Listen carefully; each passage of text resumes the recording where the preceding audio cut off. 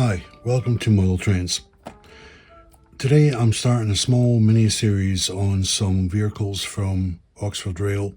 These are commercial vehicles that I picked up in a sale just over the New Year time and didn't get to them. And there's actually some more have just went on sale, and I noticed I didn't have those when I picked up the other ones. These, I think at the time I paid like £4 for these models, and I'm just going to do a sort of mini review for each one. This one here is an AEC, which is Associated Equipment Company. These would have dated back to about maybe 1960s, I would imagine. These were promotionally done with Eddie Stobart Limited. Special edition collector's model. But I mean, the fact that they were selling these at £4 each, they obviously made way too much, or they just got their sales calculations wrong. But anyway, let's open this up. All right, and here she is on her base. You know, it's funny, you know, you have it in your mind's eye that these units are going to be much bigger than they are. And I think that's just because of the super close-up shots you can take with cameras and stuff now. But in reality, I mean, it is obviously to 1/76 00 scale, but it's much smaller than you think. Right. Oh, we've got triangular screws. Fantastic. Well, I do have the tools for that. Bear with me. Okay, right. All right, so here's a closer view of this truck. Eddie Stobart. I can't quite see the registration on that. Is that M registration, maybe?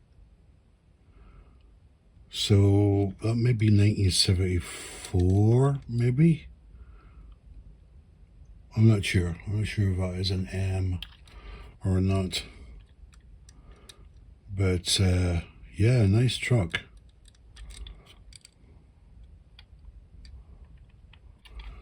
So mostly this undercarriage is all die cast. The cab is die cast. This the tipping part, or the trailer part, is plastic.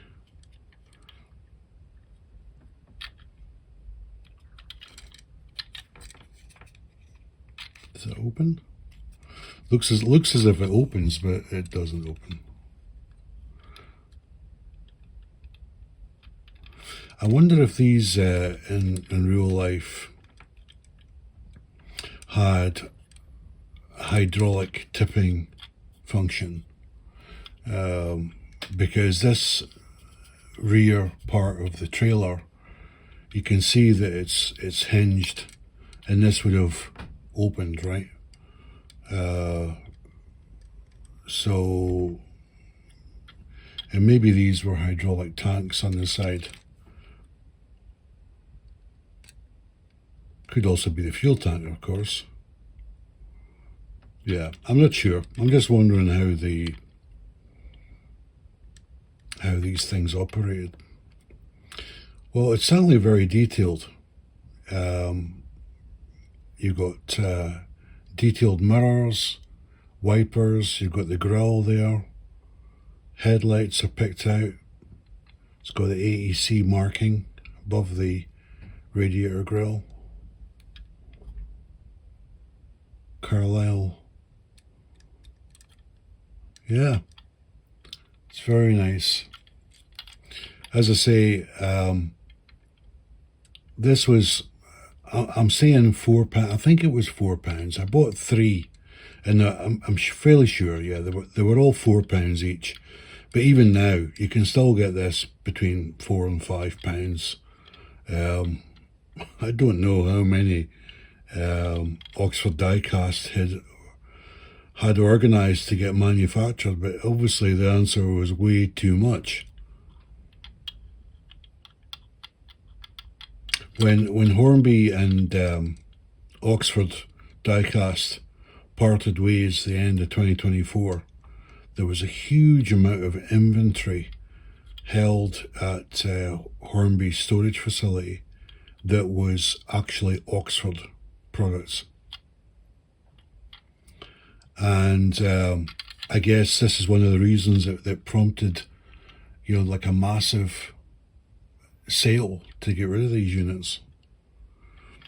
All right, let's get over to the British Rail maintenance garage.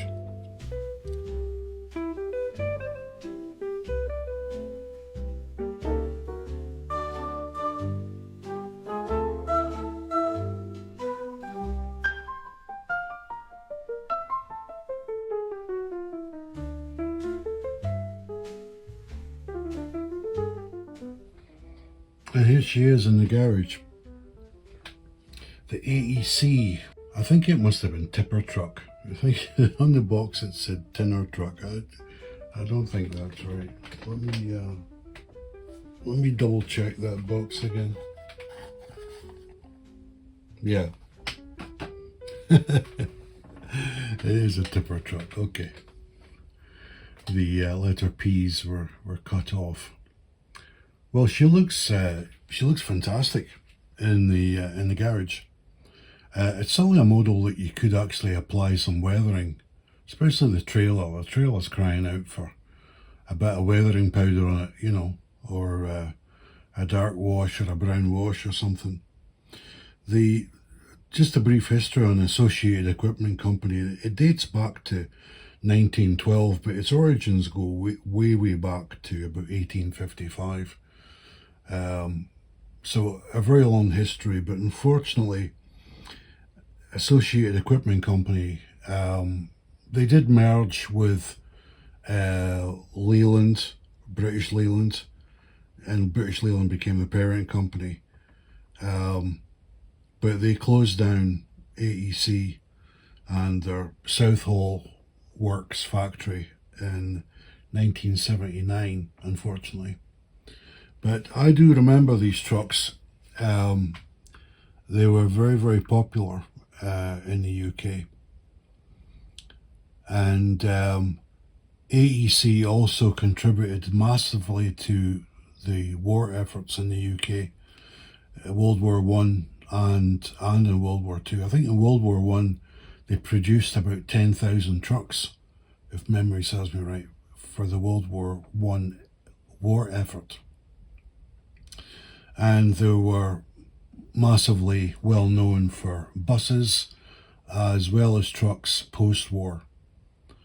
So yeah, now I'm not going to do a review score on these, partly because I have quite a few to get through. So I'm just going to give a summary, really.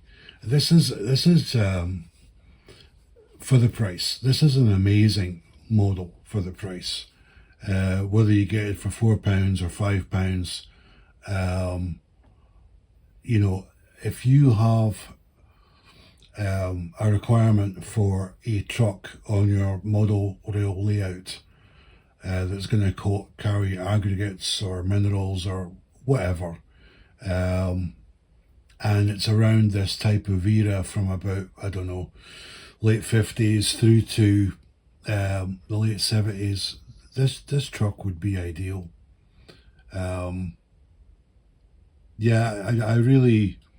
cannot fault this. The attention to detail on this is amazing for such a small model, and I think it looks wonderful.